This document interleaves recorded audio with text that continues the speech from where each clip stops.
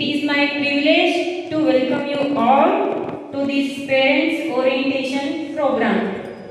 Before we begin, let us extend a warm welcome to the people whose vision and guidance made this school what is today.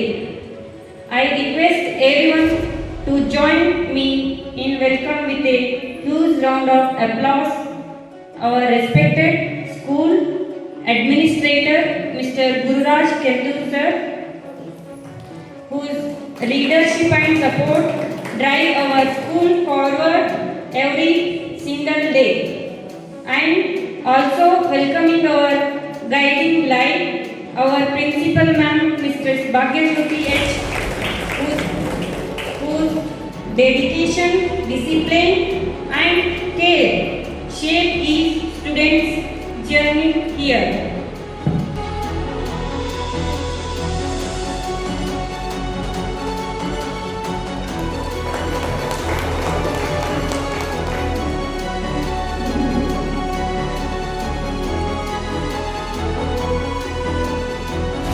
ಮೊದಲು parents orientation program ಬಹಳ ಅತ್ಯಗತ್ಯವಾಗಿದೆ.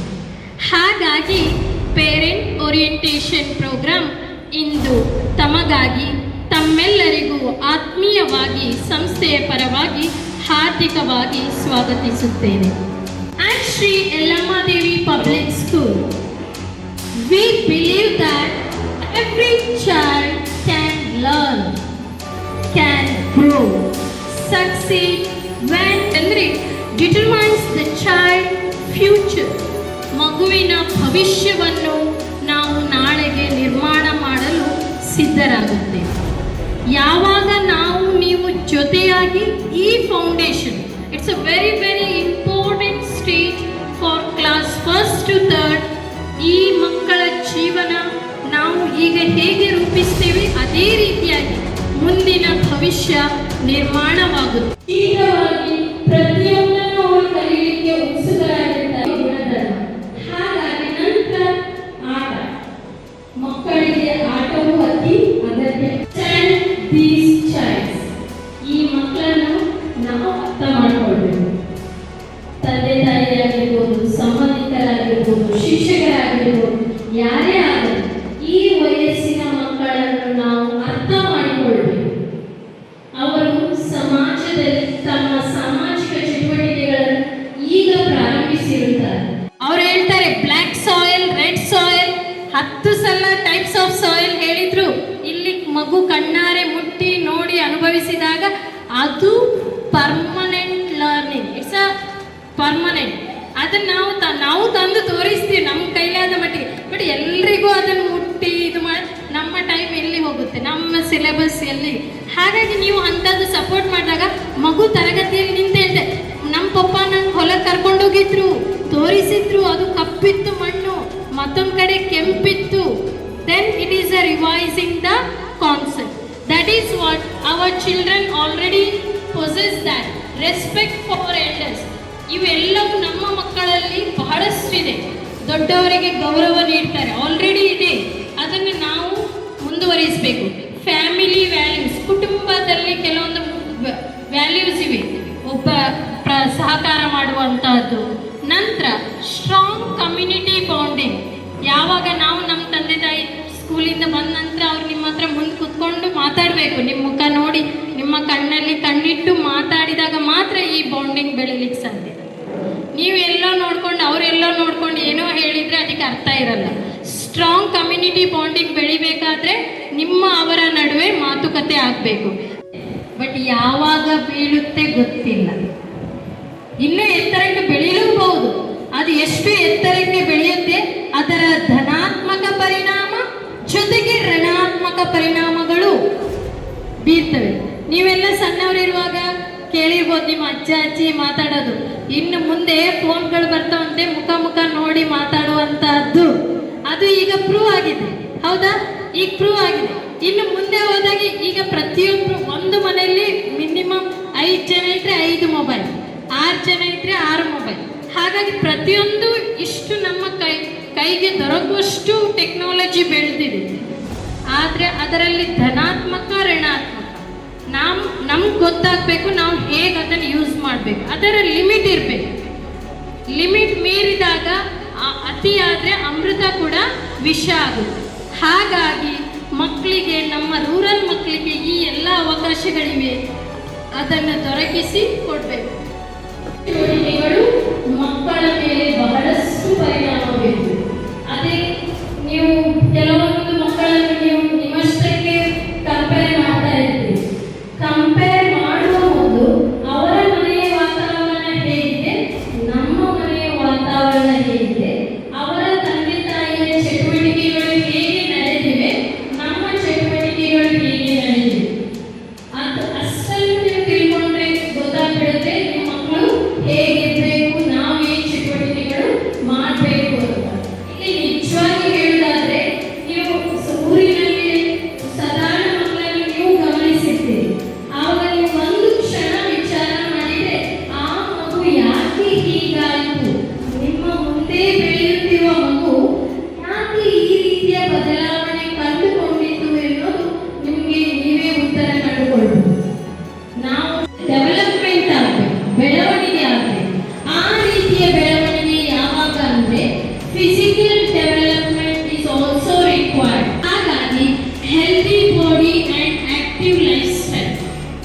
ಮೊದಲು ಮಕ್ಕಳ ಆರೋಗ್ಯ ಚೆನ್ನಾಗಿರ್ಬೇಕು.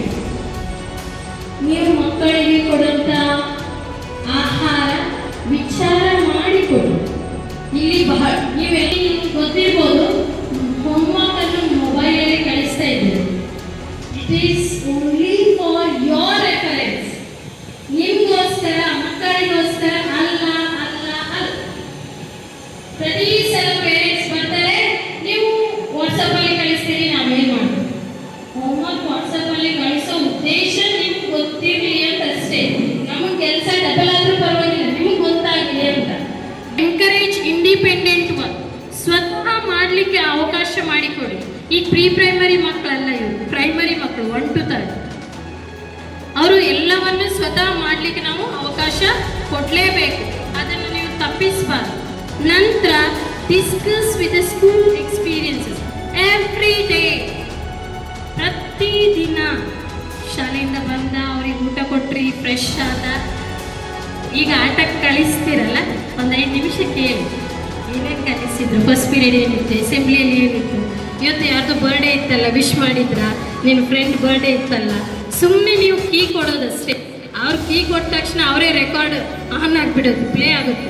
ಅದು ಶುರು ಮಾಡ್ತಾರೆ. ಫಸ್ಟ್ ಪೀರಿಯಡ್ ಇವತ್ತು ಕನ್ನಡ ಹ್ಯಾಂಡ್ ರೈಟಿಂಗ್ ಕಾಂಪಿಟೇಷನ್ ಇತ್ತು, ಅವರೊಂದು ಪ್ಯಾರಾಗ್ರಾಫ್ ಕೊಟ್ಟಿದ್ರು, ನಾವು ಬರೆದೆ, ಅಲ್ಲಿ ಒಂದು ಚೂರು ನನಗೆ ಪೆನ್ಸಿಲ್ ಕಟ್ಟಾಯ್ತು, ಏನೇನೋ ಶುರು. ಅವರು ಎಲ್ಲನೂ ಹೇಳ್ತಾರೆ. ಅವಾಗ ಏನಾಗುತ್ತೆ, they recall each and everything. So it is training to the brain.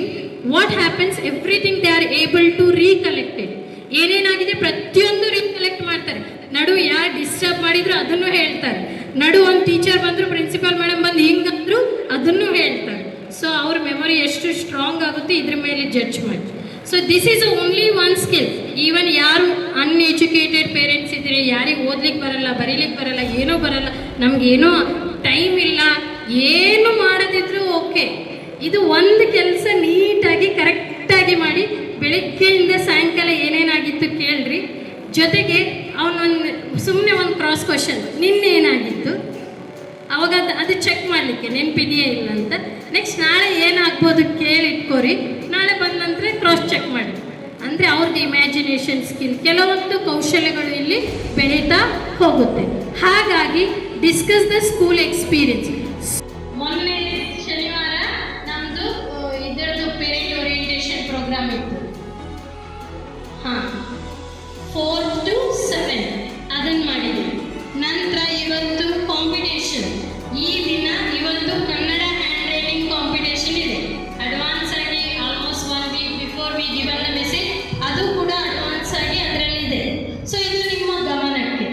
ನಿಮಗೆ ಅಡ್ವಾನ್ಸ್ ಆಗಿ ಮಕ್ಕಳನ್ನು ತಯಾರು ಮಾಡೋದಿರುತ್ತೆ, ಏನೇನು ಮಾಡಬೇಕು, ಏನು ಪ್ರತಿಯೊಂದು ನಿಮಗೂ ಕ್ಲಾರಿಟಿ ಸಿಕ್ಬಿಡುತ್ತೆ. So you can plan your self.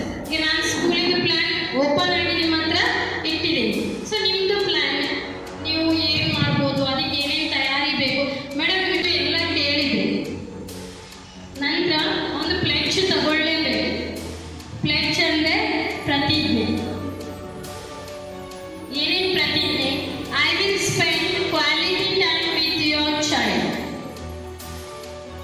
Second, I will check this diary daily.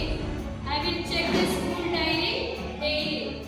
The next, I will encourage reading habits. ಮಕ್ಕಳ ರೀಡಿಂಗ್ ಹ್ಯಾಬಿಟ್ಸ್ಗೆ ನಾನು ಎನ್ಕರೇಜ್ ಮಾಡ್ತೀನಿ. ಎಲ್ಲಿ every time not holding the books. ಹೊರಗಡೆ ಹೋದಾಗ ಬೋರ್ಡ್ ಓದಿ ಹಚ್ಚಿ ಅವಾಗ ಗೊತ್ತಾಗುತ್ತೆ ಬೇರೆ ರೀತಿಯ ಬರವಣಿಗೆಗಳು ನನ್ನ ಮಗು ಗುರುತಿಸುತ್ತೆ, ಓದ್ಲಿಕ್ಕಾಗುತ್ತೆ. ಹಾಗಾಗಿ ಯಾವಾಗ ಕಲಿಕೆ ಅನ್ನೋದು ಪುಸ್ತಕ ಇಟ್ಕೊಂಡಾಗ ಮಾತ್ರ ಕಲಿಕೆ ಅಲ್ಲ, ಇಟ್ ಈಸ್ ಲೈಫ್ ಲಾಂಗ್ 24/7. ಇವನ್ ಮಲ್ಕೊಂಡಾಗ ಬಹಳಷ್ಟು ಕಲಿಕೆ ಆಗ್ತದೆ. ಅದು ಏನು ವಿಚಾರ ಮಾಡಿ ಮಲ್ಕೊಂಡಿರ್ತೀವಿ ಅದೇ ಕಲಿಸ್ಬೇಡು. ಹಾಗೆ ನಂತರ I will support regular attendance. ನಾನು ಮಕ್ಕಳಿಗೆ ರಜೆ ಮಾಡಲಿಕ್ಕೆ ಅವಕಾಶ ಮಾಡಲ್ಲ, ರೆಗ್ಯುಲರ್ ಅಟೆಂಡೆನ್ಸ್ಗೆ ಸಪೋರ್ಟ್ ಮಾಡ್ತೇನೆ. I will promote healthy food habits. ಆಹಾರದ ಬಗ್ಗೆ ಹೇಳಿದೆ, ಟಿಫಿನ್ ಬಾಕ್ಸ್ ಹೇಳಿದೆ, ನ್ಯಾಪ್ಕಿನ್ ಕಂಪಲ್ಸರಿ ಕಳಿಸಿ, ಫುಡ್ ಕರೆಕ್ಟಾಗಿ ಕಳಿಸಿ, ವಾಟರ್ ಬಾಟಲ್ ಕರೆಕ್ಟ್ ಆದ ವಾಟರ್ ಬಾಟಲ್ ಕಳಿಸಿ. ನಾನು ನಿಮಗೆ ಅಂಥದ್ದೇ ಇಂಥದ್ದೇ ಅಂತ ಹೇಳ್ತಾ ಇಲ್ಲ, ಬಟ್ ಆದಷ್ಟು ಪ್ಲಾಸ್ಟಿಕ್ ಅವಾಯ್ಡ್ ಮಾಡಿ. ಪ್ಲಾಸ್ಟಿಕ್ ಟಿಫಿನ್ ಬಾಕ್ಸ್ ಕಳಿಸಲೇಬೇಕು. Water bottle okay, but plastic tiffin box avoid ಮಾಡಿ. ಯಾಕಂದರೆ ಅದರಲ್ಲಿ ಬಿಸಿ ಬಿಸಿ ಊಟ ಹಾಕ್ತೀರಿ ಅಡುಗೆ ಮಾಡಿದ ತಕ್ಷಣ, ಅದು ರಿಯಾಕ್ಟ್ ಆಗುತ್ತೆ.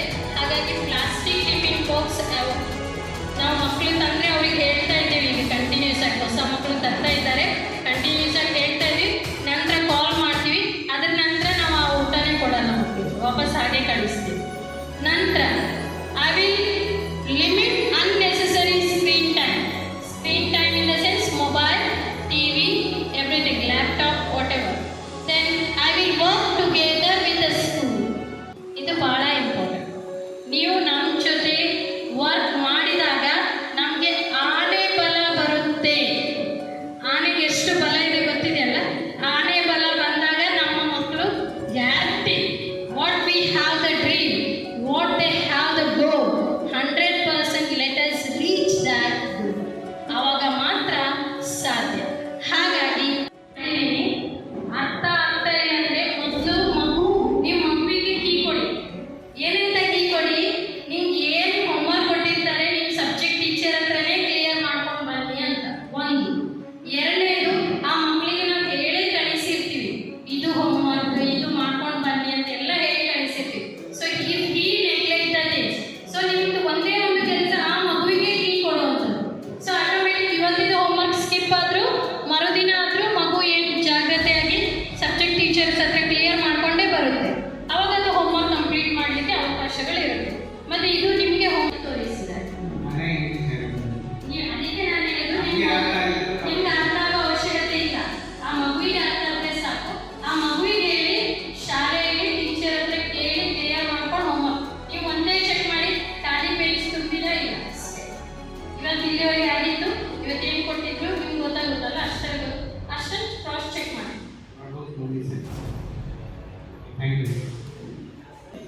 ತಾಯಿಗೆ ಸ್ಪೆಷಲಿ ಮೀಟಿಂಗ್ ಮಾಡ್ತೀವಿ. ತಾಯಿ ಈ ವಿಷಯಗಳೆಲ್ಲ ಏನೋ ತಾಯಿ ಧೈರ್ಯ ಮಾಡೋದು. ತಾಯಿ ತಿಳ್ಕೊಂಡ್ರೆ ಮಗುವಿಗೆ ಹೇಳ್ತಾರೆ. ನನಗೆ ಹೇಳ್ತಾರೆ, ಬೆಳಗ್ಗಿಂದ ಸಾಯಂಕಾಲ ಹೊರಗಡೆ ಇರ್ತಾರೆ ಕೆಲಸದಲ್ಲಿ. ಅದಕ್ಕೆ ನೀವು ಮುಂದಿನ ಮೀಟಿಂಗ್ ಸ್ಪೆಷಲಿ ಮೊದಲೇ ಬರ್ಬೇಕಂತೇಳಿ ಸೂಚನೆಯಾಗಿ ತಗೋಬೇಕು. ಸರಿ, 100%. ಬಟ್ ನಮ್ಮ ವೈಜ್ಞಾನಿಕವಾಗಿ ಜೆಂಡರ್ ಬಯಾಸ್ ನಾಟ್ ಅಲೌಡ್. ಇವತ್ತು ನಮ್ಮ ಪಪ್ಪ ರೆಡಿ ಮಾಡಿ ಅವ್ರು ಕೆಲವೊಂದು ಮಕ್ಕಳು ಬಂದು ಹೇಳಿದ್ದಾರೆ ಕೂಡ, ಇವತ್ತು ನಮ್ಮ ಪಪ್ಪ ತಲೆ ಬಾಚಿದ್ದಾರೆ. ದೇ ಎಕ್ಸ್ಪ್ರೆಸ್ ಆ ಖುಷಿ ಬೇರೆ. ಹಾಗಾಗಿ ನಾವು ನೀ ಮಾಡು ನಾ ಮಾಡು, ಅದಕ್ಕೆ ನಾನು ಟೀಮ್ ವರ್ಕ್ ಕೋಆರ್ಡಿನೇಷನ್ ಅಂತ ಯೂಸ್ ಮಾಡಿರೋದೇ. ಅದಕ್ಕೆ ನಾವು ನೀವು ಅನ್ನೋದಕ್ಕಿಂತ, ನಾವು ಬೆರಳು ಮಾಡಿ ಅವ್ರಿಗೆ ತೋರಿಸೋದಕ್ಕಿಂತ ಒಟ್ಟಿಗೆ